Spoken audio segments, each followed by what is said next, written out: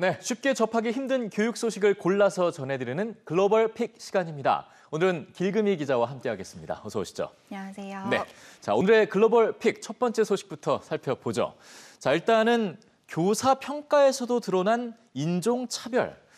이제 인종차별과 관련된 기사는 정말 그만 보고 싶을 정도인데 이게 교사 평가에서도 드러나게 되는 겁니까? 네, 그렇습니다. 미국에서 교사 평가 시스템이 공정하지 않다는 주장이 나오고 있는 가운데 관련해서 인종차별 논란이 불거지고 있습니다. 워싱턴 포스트는 미국 내 교사 평가 시스템인 임팩트가 인종 간 차별을 조장한다는 새 연구 결과가 나왔다고 보도했는데요. 실제 이 연구에 따르면 2018년부터 2019학년도 기준 흑인 교사는 이 평가 점수에 있어 이 동료인 백인 교사들에 비해 17점 낮은 점수를 받았습니다. 또 히스패닉계 교사의 경우도 이 백인 교사 대비 평균적으로 9점 더 낮은 점수를 받은 것으로 확인이 되는데요. 특히 흑인 교사는 이 미국 전체 교사의 54%를 차지할 정도로 많은 활동량을 기록하고 있음에도 평가 점수는 가장 낮은 것으로 나타난 겁니다. 네, 지금 점수 차를 보니까 생각보다 좀 많이 벌어지고 있는데 이런 배경에는 분명히 인종적 이유 말고도 또 있다고요? 네, 연구에서는 이런 원인으로 이 단순한 인종적 이유 외에도 이 교사별로 처한 근무 환경을 지목을 했는데요. 이 교사 평가 시스템에서는 이 교사가 어떻게 교실 환경을 깨끗하게 만들고 이 학생들을 수업에 어떻게 적극적으로 참여시키는지 등을 이 평가 기준으로 삼는다고 합니다. 그런데 우리가 알다시피 흑인 교사 대다수는 이 보통 저소득층 학생이 많은 학교에서 일하는 경우가 많은데요. 이렇다 보니까 이런 환경적 조건에 대한 항목에서 이 높은 점수를 받기 어려웠다는 분석이 나오고 있습니다. 네, 기본적인 환경과 배경에서부터 차이가 난다. 꼭 개선이 좀 있어야 될 것 같습니다. 자, 두 번째 소식 넘어가 보죠. 성소수자 선수들 경기장을 누빈다. 저희가 이제 성소수자와 관련된 스포츠 팀에서 활동할 수 있느냐 이런 관련된 기사들을 많이 보도해 드렸는데 드디어 결과가 좀 나왔나 봅니다. 네, 그렇습니다. 오랜 시간 논쟁의 중심에 서 있던 이 트랜스젠더 학생들의 스포츠 활동에 파란불이 켜졌습니다.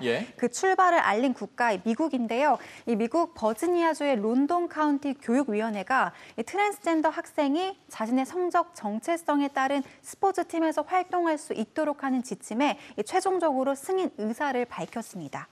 하지만 뭐 승인 의사가 났다고 모든 게 결정이 될 건 아닐 것 같은데요. 뭐 동료 선수들이라든가 코치들이라든가 여러 가지 좀 이해와 관련된 배경들이 필요할 것 같습니다. 준비가. 네, 본격적으로 성소수자 학생들이 활동을 하게 됨에 따라 이 반대 여론도 여전히 남아있기 때문에 이 현장에서는 마찰이 예상되고 있는데요. 실제 이런 우려에 이번에 승인된 지침에는 이 구체적인 준수 사항 등도 기록이 됐습니다.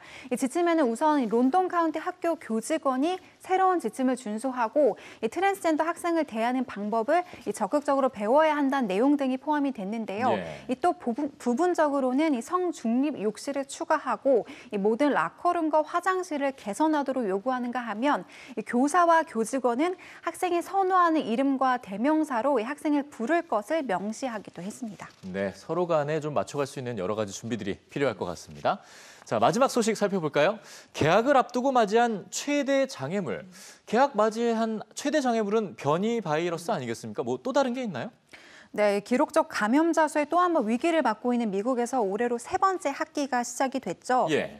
주 5일 수업에 대한 여론이 우세하면서 이 대다수의 학교가 다시 교문을 열었지만 이 현실이 그리 녹록지는 않은 것 같습니다. 미국 전역에서 이달 약 1년 전보다 2배 이상의 감염 사례가 보고된 건데요. 특히 많은 지역에서 이 소아과 입원 건수가 빠르게 증가하고 있다고 합니다. 이 상황이 악화되자 이미 조지아와 미시시피 그리고 애리조나 등에서는 상당수의 학교가 임시 휴교에 들어갔다고 하는데요. 이렇게 악화되는 방역의 책임, 과연 모두 델타 변이 때문일까요? 전문가들은 미국 전역에서 벌어지는 당파적 논쟁이 더 문제라고 지적하고 있습니다. 실제 미국에서는 여전히 학군마다 아직도 마스크 착용 의무화를 두고 이 당파 싸움이 계속되고 있는데요.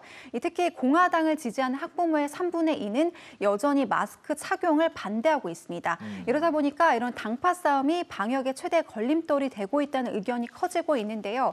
이 아이들이 더 많은 희생을 치르기 전에 이 싸움은 잠시 멈추고 이 방역 지침을 새롭게 손볼 때가 아닌가 싶습니다. 그렇습니다. 최우선에는 아이들의 안전과 건강이 제일 놓여져야겠죠. 네, 길금희 기자 수고했습니다.